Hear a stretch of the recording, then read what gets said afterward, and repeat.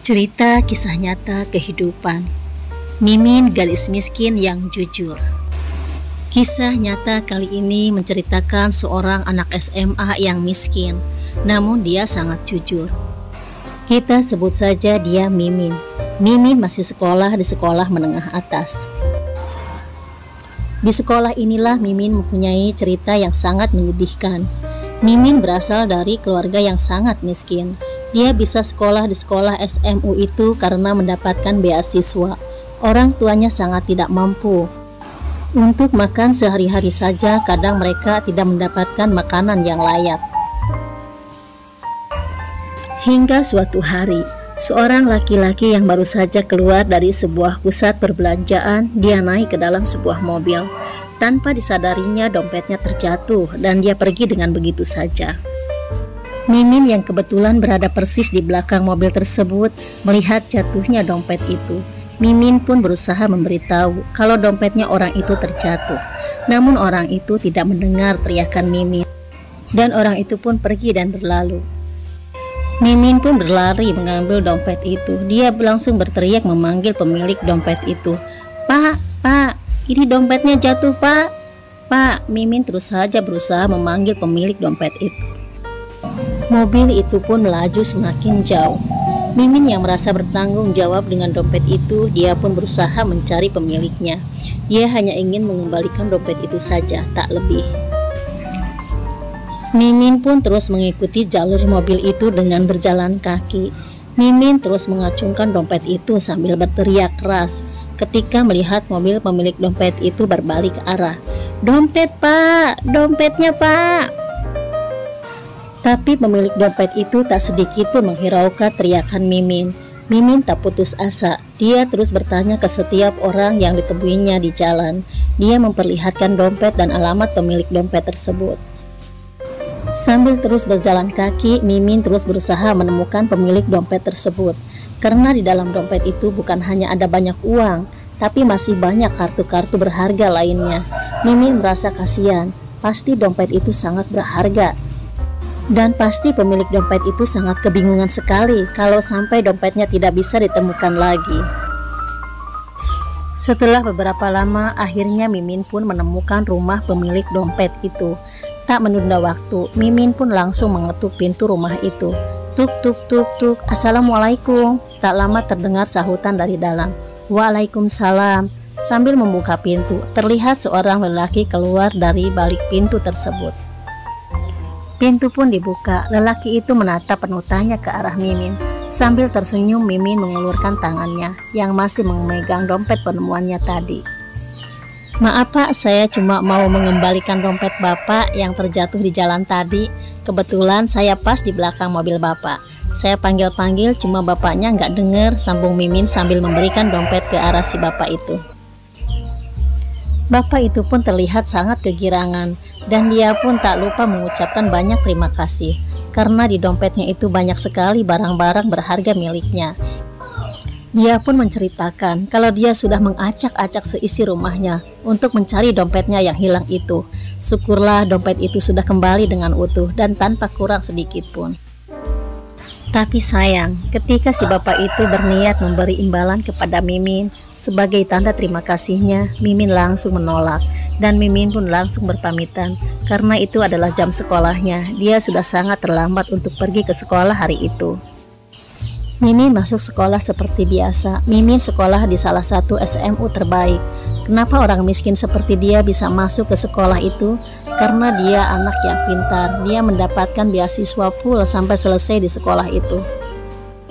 Hingga suatu hari, di sekolah itu sedang giat-giatnya melakukan hal-hal yang baru yang sebelumnya belum pernah dilakukan. Seperti hari itu, guru SMU itu sedang mengadakan meeting. Mereka merencanakan untuk melakukan penggeledahan tas murid-murid sekolah itu tanpa terkecuali. Setelah semua guru mendapatkan mufakat, mereka pun meminta izin kepada kepala sekolah. Dengan akan diadakannya razia dadakan kepada tas-tas siswa dan siswi sekolah itu. Karena memang belakangan ini banyak sekali terjadi hal-hal yang tidak diinginkan. Contohnya seperti siswa yang membawa benda tajam ke area sekolah, terus dipakai untuk hal-hal yang negatif. dan juga siswi yang suka membawa alat-alat make up ke sekolah dan akhirnya memakai make up berlebihan di area sekolah. Mendengar usulan Pak Guru dengan alasan yang sangat jelas demi untuk kebaikan siswa dan siswi sekolah itu, kepala sekolah itu pun menyetujui dan mempersilahkannya. Para guru pun tidak menunda rencana itu. Setelah mendapatkan persetujuan dari kepala sekolah, para guru pun langsung akan melakukan razia tas siswa ke setiap kelas sebelum rencana itu bocor dan siswa membersihkan tasnya terlebih dahulu. Para dewan guru pun masuk ke dalam kelas. Mereka menjelaskan bahwa hari itu akan diadakan razia terhadap tas-tas mereka karena sehubungan dengan banyaknya kejadian-kejadian yang terjadi belakangan ini, ulah dari anak-anak sekolah seusia mereka. Setelah memberikan penjelasan yang panjang lebar, para siswa dan siswi pun mengerti dan bersedia kalau tas-tas mereka akan digeledah oleh para guru. Hanya satu murid yang terlihat agak panik. Dia terlihat sangat ketakutan. Semua siswa terlihat mengeluarkan tas-tas mereka. Mereka sudah sangat siap dengan razia yang akan dilakukan. Mereka terlihat santai dan sangat yakin kalau tas mereka aman dari hal-hal yang tidak semestinya. Hanya Mimin yang terlihat sangat gundah. Dia sangat ketakutan. Keringat dingin mengucur membasahi wajahnya. Guru pun menyadari hal itu. Mereka pun mendekati Mimin. Mereka bertanya, "Mimin, kenapa kamu terlihat gelisah sekali? Apakah kamu sakit?" Mimin hanya bisa menunduk bingung. Dia tak bisa mengeluarkan sepatah kata pun. Lidahnya keluh. Dia seperti berada di antara dua dunia. Dia sangat ketakutan dengan sesuatu yang akan terjadi. Dia tak sanggup membayangkan apa yang akan terjadi setelah tasnya digeledah nanti. Dia akan menyembunyikan mukanya di mana. Segudang rasa itu terus berkecamuk di hatinya. Perlahan Mimin mengeluarkan tasnya dari laci meja belajarnya. Bu guru yang sedari tadi menyadari kegelisahan Mimin pun mendekati. "Mimin, kamu beneran gak lagi sakit?" Sambil tersenyum bingung, Mimin hanya menggelengkan kepalanya saja. Keringat dingin mulai keluar dari seluruh pori-pori kulitnya. Mimin sudah sangat kebingungan. Apa yang harus dia lakukan sekarang? Kalau sampai mereka tahu apa yang ada di dalam tasnya, mau ditaruh di mana mukanya nanti? Pertanyaan itu terus-menerus berkecamuk di dalam hatinya. Ya Allah, harus bagaimana lagi aku, jeritnya dalam hati. Satu persatu tas siswa dan siswi pun diperiksa oleh para guru dan belum ada penemuan aneh apapun yang terjadi. Melihat itu, Mimin semakin tak kuasa dengan rasa gelisahnya itu. Setelah semua tas di ruang itu diperiksa dan semuanya dinyatakan aman, tak ada satupun barang-barang aneh ditemukan. Kini giliran tas Mimin yang akan diperiksa. Detak jantung Mimin semakin berdebar tak karuan. Dia dekap erat-erat tas sekolahnya itu. Dia tidak mau orang lain tahu apa yang selalu dia bawa di dalam tasnya, selain buku dan alat-alat tulisnya. Pak Guru pun mendekati Mimin sambil berkata, "Mimin, sekarang giliran tas kamu yang akan Bapak periksa," sambung Pak Guru sambil mengulurkan tangannya untuk meminta tas sekolah miliknya Mimin. Mimin semakin erat mendekap tas sekolah miliknya itu. Mimin terus mendekap tas sekolahnya sambil terus menggeleng-gelengkan kepalanya. Bahkan mukanya terlihat sangat ketakutan dan hampir menangis. Tentu saja hal ini membuat para dewan guru jadi kebingungan. Mereka tahu Mimin siswi yang sangat pintar, jadi sangat tidak mungkin kalau murid sebaik dan sepintar Mimin bisa menyimpan benda-benda yang tidak sepatutnya. Setelah tidak tahu lagi harus bagaimana cara membujuk Mimin agar mau menyerahkan tas sekolah miliknya untuk diperiksa oleh para guru itu pun sepakat untuk melaporkan kejadian itu kepada kepala sekolah. Kebetulan kepala sekolah pun sedang berjalan menuju ruang pemeriksaan tas itu, yang berniat untuk menyaksikan razia tas yang sedang dilakukan untuk pertama kalinya di sekolah itu. Singkat cerita, kepala sekolah itu pun masuk. Dia langsung menghampiri meja Mimin. Kepala sekolah itu memandang wajah Mimin cukup lama karena sepertinya dia pernah melihat wajah itu. Dengan sangat lembut dan penuh kasih sayang, kepala sekolah itu pun bertanya, Mimin anakku, tak seperti biasanya kau bersikap seperti ini. Ada apa sebenarnya yang kau sembunyikan di dalam tas sekolahmu itu? Lagi-lagi Mimin hanya menggeleng-gelengkan kepalanya saja. Melihat itu, dua ibu guru yang berada di samping Mimin berusaha mengambil tas sekolah Mimin dengan sedikit paksaan. Mimin pun tak bisa berbuat apa-apa lagi. Dia melepaskan tas sekolahnya itu. Kini tas sekolah Mimin sudah berada di tangan kepala sekolah. Tas sekolah itu pun langsung digeledah. Melihat hal itu, Mimin sudah tak sanggup lagi membuka kedua bola matanya. Mimin sungguh sangat tak sanggup menyaksikan apa yang akan mereka temukan dari dalam isi tas sekolahnya itu. Ketika kepala sekolah akan membuka tas bagian luar yang biasa dipakai tempat penyimpanan pensil, Mimin spontan bermaksud untuk merebut tas sekolah miliknya itu, tapi tak berhasil. Dan kepala sekolah itu pun berhasil mengeluarkan sesuatu yang ada di dalam tas sekolah milik Mimin itu. Kepala sekolah menemukan sesuatu yang ada di dalam plastik. Mimin sudah tidak mau melihat apa-apa lagi.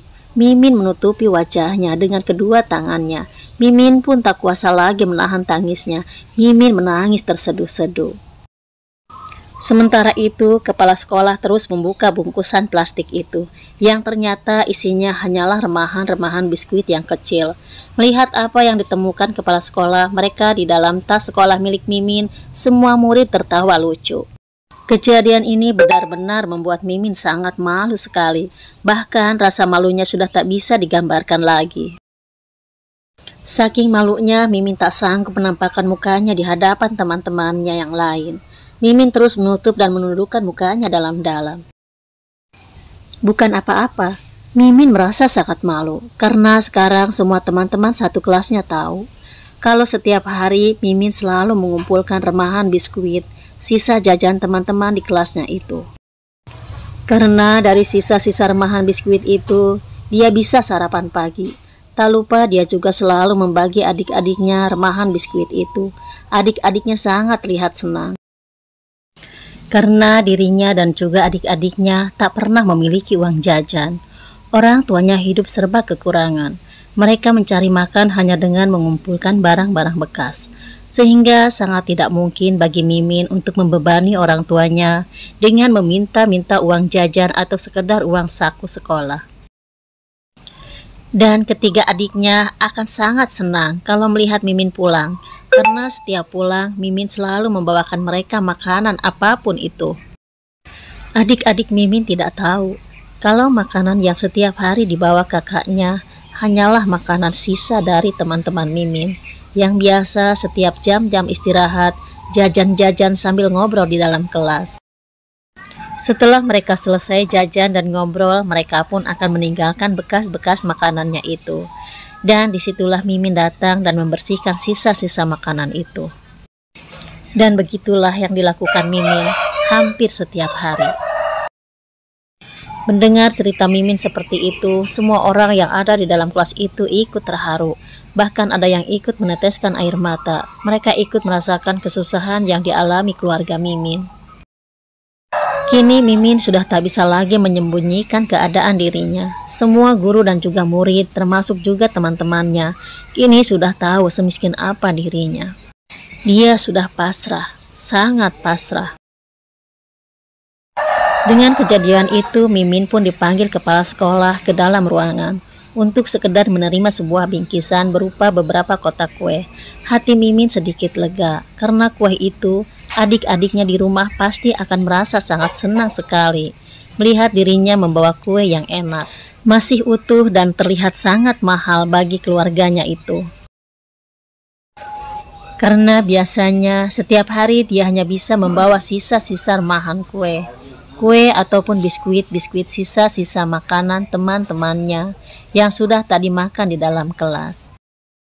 Dari kisah cerita Mimin tadi, semoga ada sesuatu yang bisa diambil hikmahnya. Terima kasih. Assalamualaikum warahmatullahi wabarakatuh.